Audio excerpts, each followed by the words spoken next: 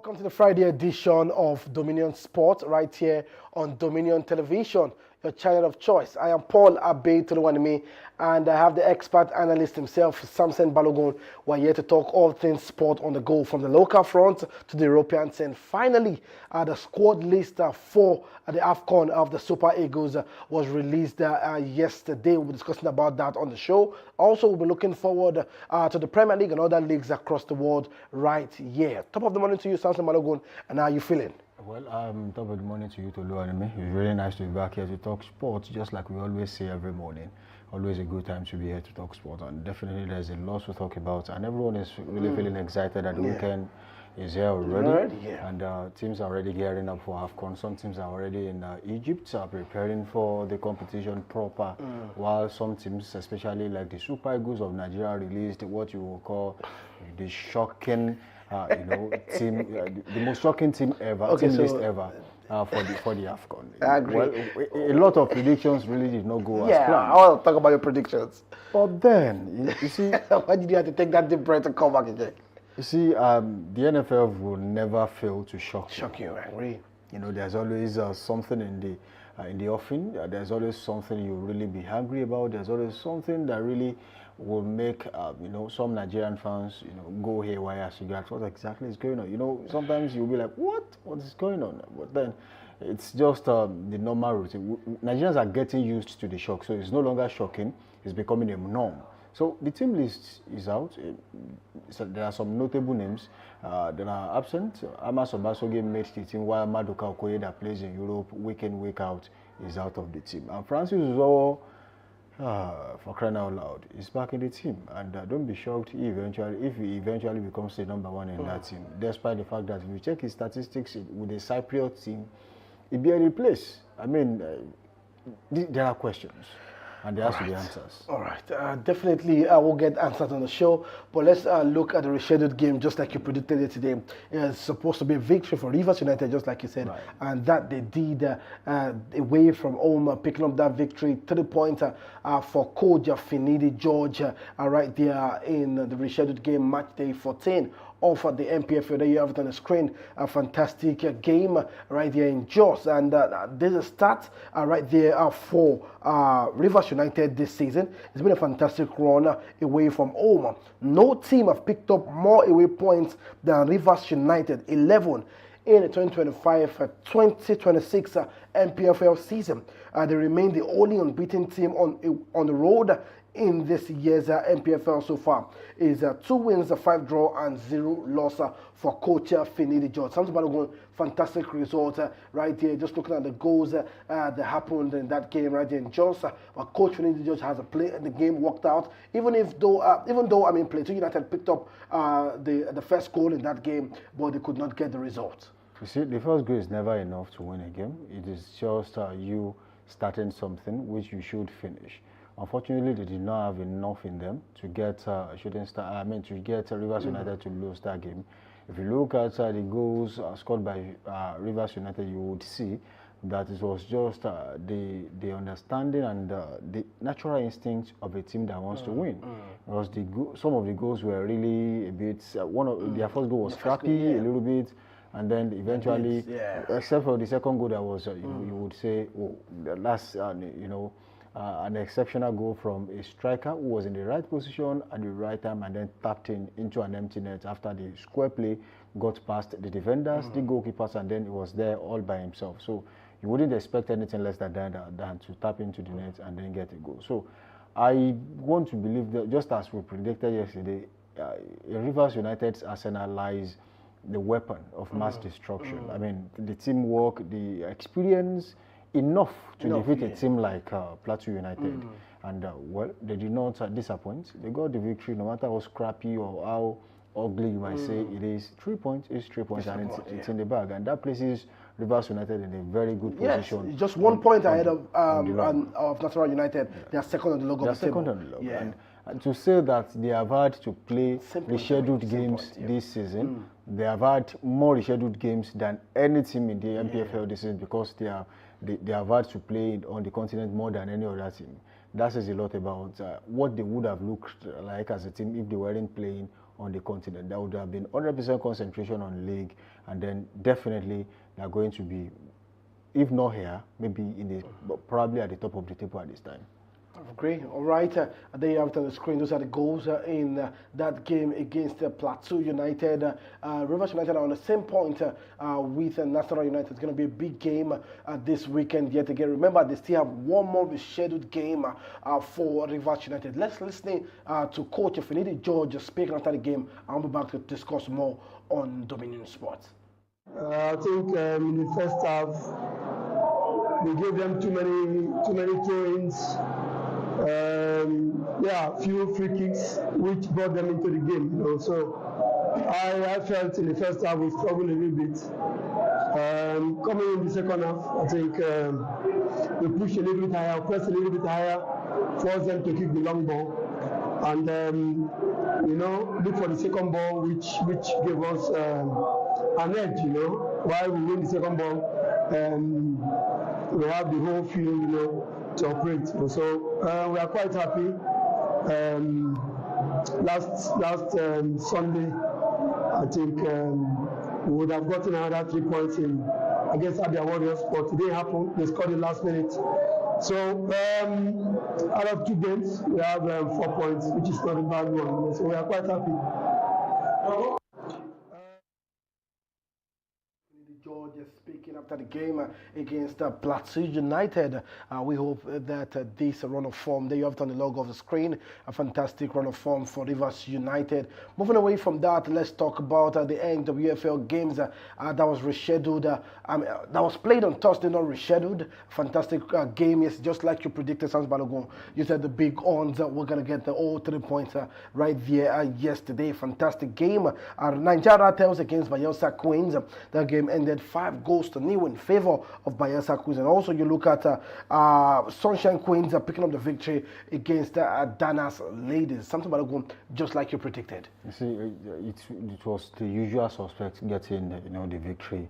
And it's just shocking that Nigeria Tales as a team, they're falling so short of the quality they've been known for recently, and that for me is really disheartening. I think the management of the team should go back to the drawing board and see what exactly is wrong. You are playing at home as a team with such name, and you lost 5-0 against Bayelsa Queens, and that is not to take anything away from Bayelsa Queens. They did so well, got 5 goals in a game.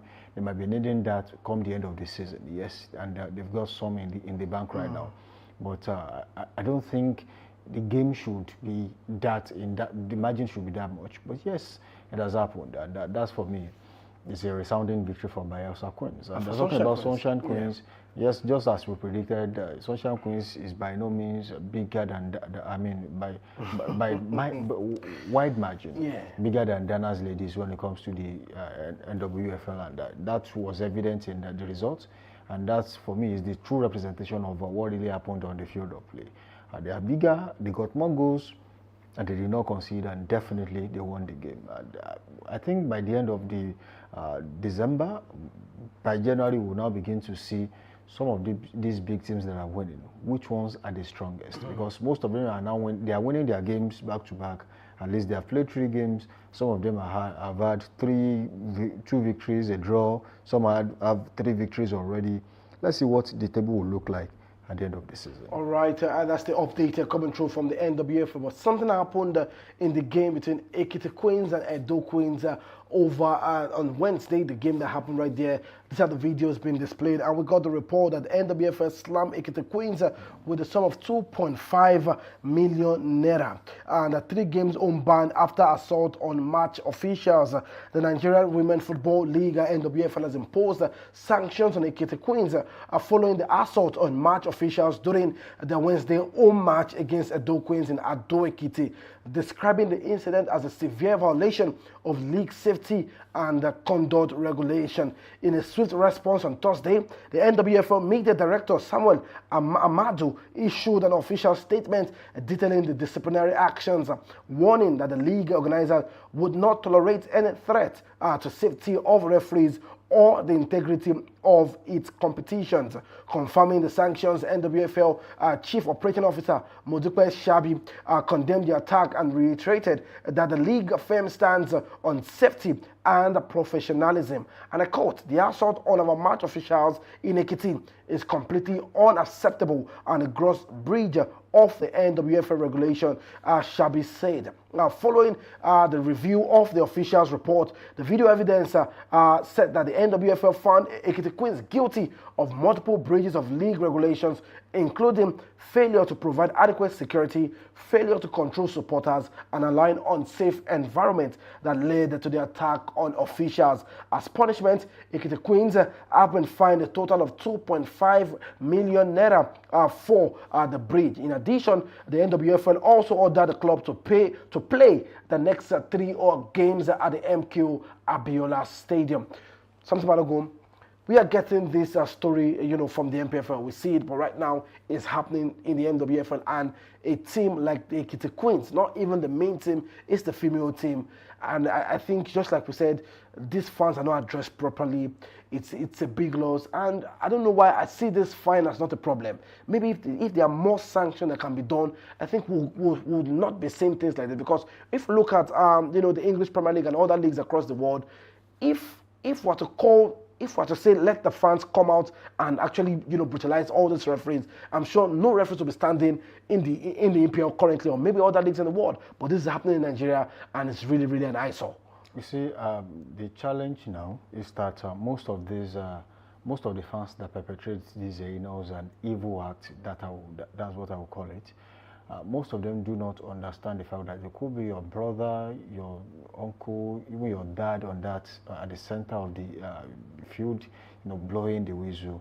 And they have also forgotten that referees, most times, every time they are humans. They are not machines. Even the machines make mistakes. Even machines make mistakes. Come on. And you just have to cut them some slack. I'm not saying we should encourage laxity or lackadaisical attitude when doing their job, because everyone has to be accountable for decisions made on the field. And that for me, I think we can always cut them some slack a little bit. Now, moving on, I think one of the challenges they had in that particular situation was the fact that there was next to no security on site. I agree. It was even the stewards, they were just walking around. Nobody is doing anything. I mean, what was the role or responsibility of a steward? I mean, they were being taken into the dressing room. People were busy throwing objects at them. That's really disheartening. I mean, some people would call for a better country, but they are worse than the people performing, the evil acts we all talk about. You see, as long as you are also a bad person yourself, I don't think you deserve any right to call for people to do better. And what I have seen, I think it is really disheartening. Ekiti fans should not see any football action at the top level in the next 20 years. There should be a maximum ban on this kind of situation. And also for the organizers of the league, NWFL, I think they have also failed. You see, you can always point accusing fingers. Even the police were not spared. They're not spared. They look at how many police officers are there. Maybe about 5 of them.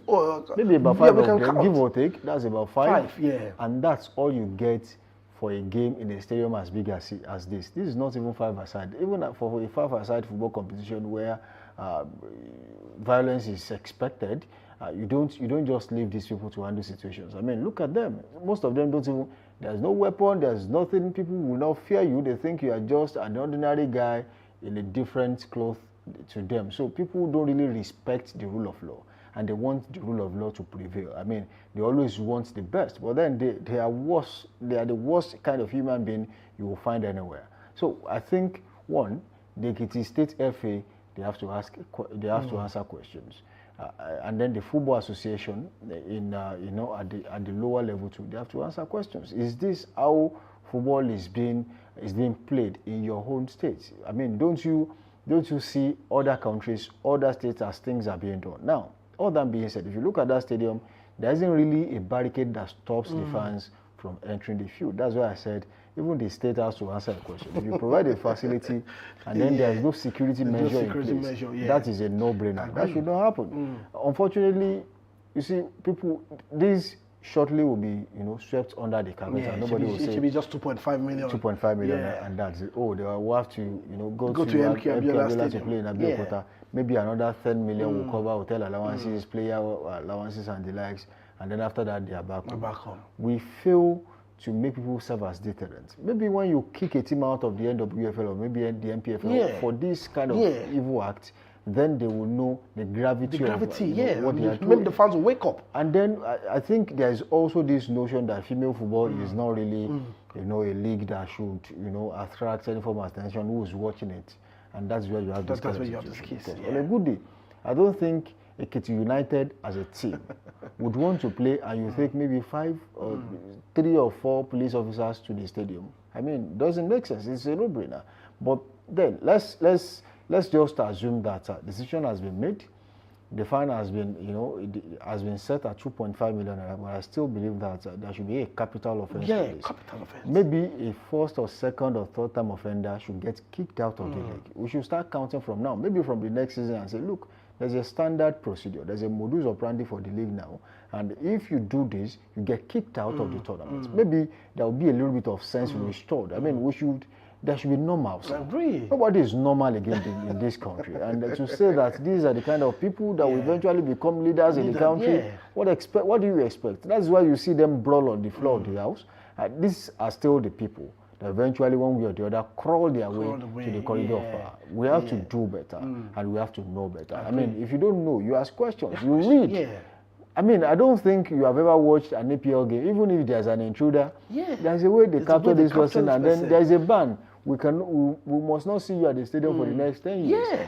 I mean, an individual being banned, and there is the technology that even if you are banned and then you come under a different name, your thumbprint, your fingerprints, and your facial recognition software will detect you and say, look, you are not wanted at the stadium, and then you'll be sent back home. I think, well, it's a process, but unfortunately we are stuck because I've seen this league stay the same way for the last 10, 15 years. Yes, we must have seen a little bit of changes, but is this the pace with which originally we should grow, or is this all we have when it comes to capacity? I think we can do way better. Yeah, I agree, Samson Balogun. We talk about referees, our referees not even been invited to AFCON competitions. These are the cases like this because, when it's been televised and you can't make a right call, it becomes a problem. Now, I'm not taking anything away because there are humans also. You cannot see everything, you cannot know everything. That's why when people blame the referee, I laugh.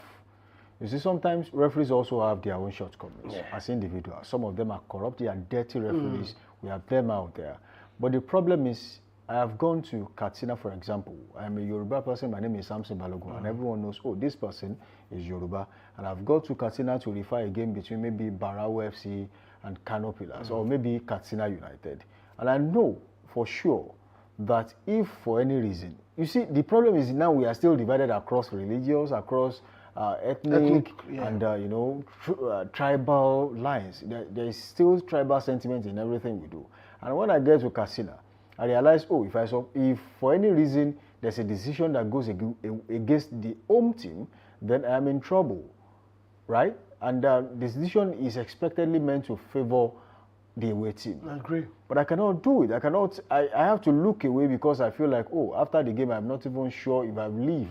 I mean, I'm not even sure if my life is safe. I'm not even sure if my properties will be intact. I'm not even sure that the police can save me from this mob. So you have to fear. Most of these people also have children at home. Really? So sometimes when they make some decisions, I laugh because they know the terrain they are going to. I've seen situations where referees will come to Ibadan and still, there will be an officiating that will be like, this should not go against Shooting Stars, but it will. Because they know that Shooting Stars, for a fact, they don't really care about the referee. In fact, if you like, bring someone from Kano to ref between the game between Shooting Stars and Kano Pillars, they don't care. As long as they feel like they have an edge and they can win, and the referee cannot stop them, they will always play. Even if they lose, people will still say, don't touch the referee, let them go. But in some other places, there are volatile locations where they don't take these decisions lightly. You will see, that is where you see, it's because he's a Christian. Because he's a Muslim. Because he's from the south. Really? It's because he's from the east. I mean, football should be a unifying factor. Football should be the kind of sport that brings everyone together, regardless of where you are from, and what religion you practice, or who your dad is, or this or that. But then we are still stuck in that space where we still think like politicians, where it is only when it affects them that they now think, oh, he's a Christian, oh, he's a Muslim, oh, he's this, oh, he's that. But if it doesn't affect them, nobody really cares if you're a Muslim or a Christian. They just let things slide and then they move on from that. So I think this decision of 2.5 million, yes, for NWFL that is not really getting that much funding, I don't think it is bad, but I think some teams should serve as deterrents for that, to stop doing this nonsense. Also, I think I'm going to also lean on the fact that, I think investigation also should go to the, officiating officials for that game. And let's look at what exactly must have happened in that game, and also let there be sanctions if they are found guilty. Let's move away from that. Let's talk about the NPFL games popping up over the weekend from Saturday till Sunday. Before that, Benden Insurance are going to welcome Enugu Rangers. That's going to be a big game between Benden Insurance and Enugu Rangers, and definitely all eyes will be fixed for that game, as Kennedy Boboye side will be making sure he picks up all 3 points against Fifiladis Ilichuku side right there in the NPFL. Let's move away from that. Let's look at all the games that are coming up in the NPFL this weekend. Barao are going to welcome Shooting Stars, Bayelsa United against Remo Stars, Yimba against Kwara United, Ikorodu City against Castina, Kun Khalifa against Abia Warriors, Niger Tornadoes against El Kanemi. We have Plateau against Nasarawa United, Rivers United against Wiki Tourists, and Warri Wolves against Kano Pillars. Sounds Balogun. Let's start off with Barao against Shooting Stars. Yet again, away from home, they could not do justice against Nasarawa United. They're facing another opposition away from home. Can they defeat the newcomers at Barao FC? Well, I really did not blame them for losing to Nasarawa United, because, as you said earlier, Nasarawa is several notches ahead of Shooting Stars in terms of consistency this season, and that's evident in their position on the log. So that they even lost by such a narrow margin shows how committed they were and how much of energy they put into that game. And they will be playing against Barao in Kano. That is going to be a very big encounter between these two teams, and I feel like Shooting Stars also have an edge. If they did so well against Nasarawa United, they should be able to do better against Barao FC. Now, Barao is below Shooting Stars on the log, and in terms of performance this season, I don't think they come close to Shooting Stars. And I feel like there is a little bit of an edge in terms of sometimes the names also matter. Shooting Stars is a very big name, and also name when you talk about the NPFL. I mean, I don't think you can mention three teams in the NPFL as we speak and not mention Shooting Stars. I mean, if you mention the Yimba Football Club, you mention Rivers United, I mean, come on. You just have to talk about Shooting Stars Sport Club on the log. And in terms of achievements in the league and on the continent, I think Shooting Stars ranks right beside a Yimba Football Club of Aba, even though people would say, oh, it's old story, this, that, but at least it did something on the continent, and it's still there. So I think Shooting Stars should be able to walk through this and come back up with 3 points, but there has to be a level of commitment. The intensity will be so high, and also the altitude in Kano might be a different factor. Don't forget they were in Nasarawa. Nasarawa is so close to Abuja, they are more or less like very close.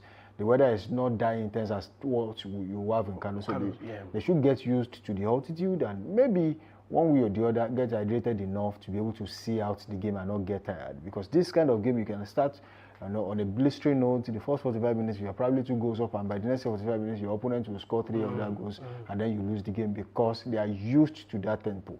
They are used to that atmosphere, and that might just be a determining factor in who wins this game at the end of the day. All right, let's look at Ikorodu City and Castina. For you, Ikorodu City would need all 3 points on their home turf, because if you look at where they are on the table, it's quite dicey. Rivers United are now above them, and they are 2 points behind Nasarawa United and Rivers United. Ikorodu City against Castina United. Well, that game between Ikorodu City and Castina United would likely end up in a draw or a loss for Ikorodu City. Reason for saying that is Castina United is a team that you would say, as of now, they are not. There's a level of consistency you would expect from a team in the NPFL, which is not really there for them. And if you check their placing on the log too, it is evident that so far this season it's not been that rosy for them. But for Ikorodu City, they are right up there on the log. They're in the top 3. They've done so well for themselves in their last 10 games. They've been able to amass so much points that places them right somewhere really nice on the table, and that's third on the log. They are 28 points, 2 points behind the other 2 teams on the log. And even Rivers United still has an outstanding game, which means that if they win that, they go to the top of the table. Okasina is stuck on 11th on the log, and they have been, in and out of the top 10 in the last few games. That shows that a little bit of inconsistency here and there. But let's see. The log is so close. And just like I always say, you never can tell where you start, the weekend, and then where you end after the weekend. I agree. It changes. It changes, and we even mentioned the issue of Kano Pillars. Kano Pillars is just 5 points away from Barao FC. If Barao loses this one and Kano Pillars eventually wins another game, there will be 2 points behind Kano, behind Barao. So, and Kun Khalifat too, it's not like they have been getting points. Even Plateau United just lost to Rivers United. So losses will come, victories will come, and of course you get draws like that. And your consistency will now determine if that matters. You are stuck or you get to move up the ladder. I agree. All right, let's move away from the MPFL game and let's discuss the list that was released yesterday. These are the list of the players representing the Super Eagles of Nigeria at this year's AFCON in Morocco. The goalkeeper Staluwa Bali made the list, which I'm quite surprised about because we gave the report this week that he has not played a game and even his coach, an injury. Yes, even his coach says he's not likely. It's not likely. So I'm surprised. Also, one man, Samson Balogun, will say whosoever is paying the bills for Amas Obasage is doing fantastic. He's doing well. And he also made this list also, for this year AFCON.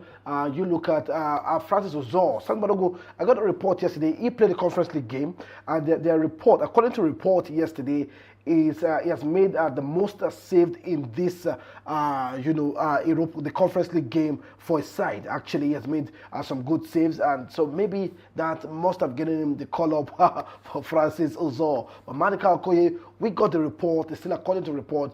He said that he wants to cement his place for a Serie A side. I don't know how concrete that information is, but that's the report. Madika Okoye could not make the list of the goalkeepers. Let's look at the defenders who made the list right here for this year's AFCON. Calvin Bassey, Zaidu Sanusi, Samson Balogun said it's going to be on the list, and it's not surprised. Samuel Ajayi, Bruno Yemechi, we have Ugo Ogbu. For me, I think he needs to cement his place, just like Benjamin Fredericks did. This is his chance to cement his place. Chinedu Awaziem, Batasai Samuel, and Ryan. Alebo. Come on, Samson Balogun. I don't know. My eyes will be on this man to see how far he can go. He's a left back, he's according to statistics and what he's done so far this season, has been solid. Let's see how he transfers start into the Super Eagles of Nigeria. Maybe we might eventually have who you can call an actual left back since the likes of Taitaiwo left. All right. Also, we have Wilfred Ndidi, the midfield machine, Frank Oyeka, Fisayo Dele Bashiru, Mohamed Usman. Now, some people do remember Mohamed Usman. All right. Let's have the video of Mohamed Usman for those that might want to remember who this man was. He was the one that dazzled Atletico Madrid, with that goal. And there you have it. He's back in the team. Fantastic player. We would love to have him back. But let's come back, to what we have on the screen. Fantastic goal right there. And it's been a long time. And we hope out of the team. We hope that he can, the forgotten man has been remembered. For me, it's about you getting to keep tabs on your players who are actually playing outside the country. Unfortunately, the NFF are really poor at doing that. They usually monitor players who usually play in the top 5 leagues. Maybe the French Ligue 1, German Bundesliga, the EPL, and the Spanish La Liga. Maybe sometimes in the Portuguese league, they focus more on these players. How about players who play with Istra and Dynamo Zagreb and some other places like that? There should be a network of scouts or maybe monitors. People who get to see these players and do an analysis of what they do week in, week out. Maybe one way or the other we can be able to bring in some players and then see new players come in and make some changes. I'm really shocked at the some of the changes I've seen in this team, the new entrants, especially when you have a certain Ryan Alebiosu in the team. I mean, it's really a very big one. And we also have some usual suspects too. Ebenezer Akesomiro also making the team. Mohamed Usman. I mean, so many people have forgotten him. In fact, if you up till yesterday afternoon, if you told anyone about Mohamed Usman, they will tell you who's that. I mean, that's what you get from so many people. And I'll be asking who's that also. Definitely. Yeah. Another thing I noticed was Lawal Fago. Fago, yeah. I mean, he's a fantastic, explosive forward. Who there's going to be a lot to benefit from him. If Care's not taking, might likely end up being in the first 11 at the AFCON. Because I've seen a few of that. And also the forgotten man, someone who was left out in the cold for a long time, Paul Onuachu, is back in the team. But are you surprised to see Sirius Desas making it? I'm surprised to see. No, I told you that he also has a sponsor that really needs to be credited. I think I mentioned that too. That sponsor really has to be credited. I'm surprised. I am. And don't forget that he plays well, right? He plays well sometimes with his team, but that has not been transmitted into the national team. So if a player does not fit into the team, why bring him on board? I mean, why risk everything and anything to make sure he ends up with the team? But for Paul Onuachu, it brings a different dimension to what Victor Osimhen will bring to the team. Victor Osimhen is a ball-playing striker. He plays with his feet. He can play right behind the striker if you give him the opportunity and if you want him to play there. But if you play him as a center forward, he's definitely going to get you the goals. Well, Paul Onuachu brings a plan B to your team, right? You cannot break the back line, and it's been really tough. You put a Paul Onuachu there, at least you need two players to defend against a well-fed Paul Onuachu. Again, a well-fed Paul Onuachu. If the balls are coming in and in, one defender is never enough to stop Paul Onuachu from getting his head on the ball, right? You need two players. One has to distract, the other will contest, and then you can easily defend against him. Off the ball, But if he's not well-fed, Paul Onuachu will be more or less like a stranger, like you are putting a fish on sand.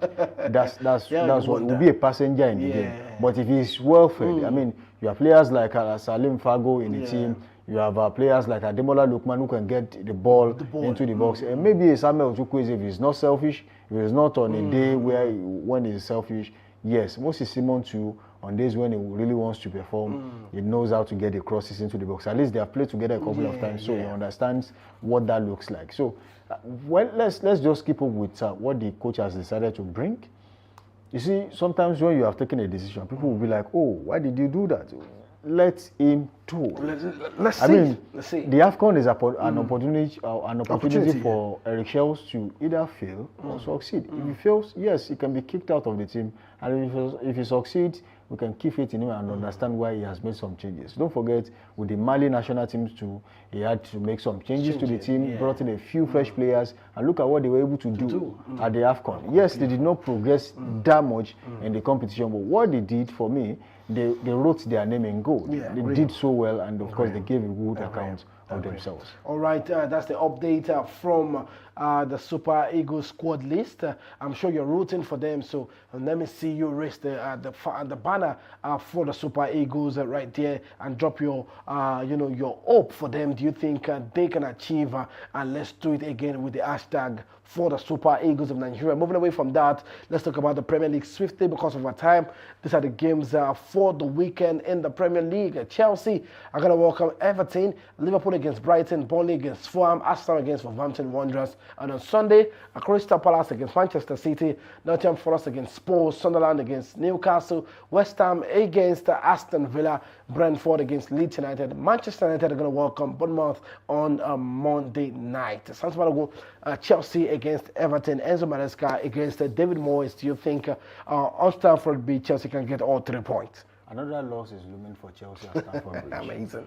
Because if you look at how dedicated some of the Everton players have been so far this season, You are talking about a player like Jack Grealish, who left Manchester City with all the experience and to go to Everton to get some game time. Michael Caine has been there for God knows how long. He's one of the biggest players in the team with the experience and one of the long-standing players in the team. There are other players in that team, and you know what they have done so far this season. You actually do, most of the times people don't expect too much from Everton, but they have stayed afloat.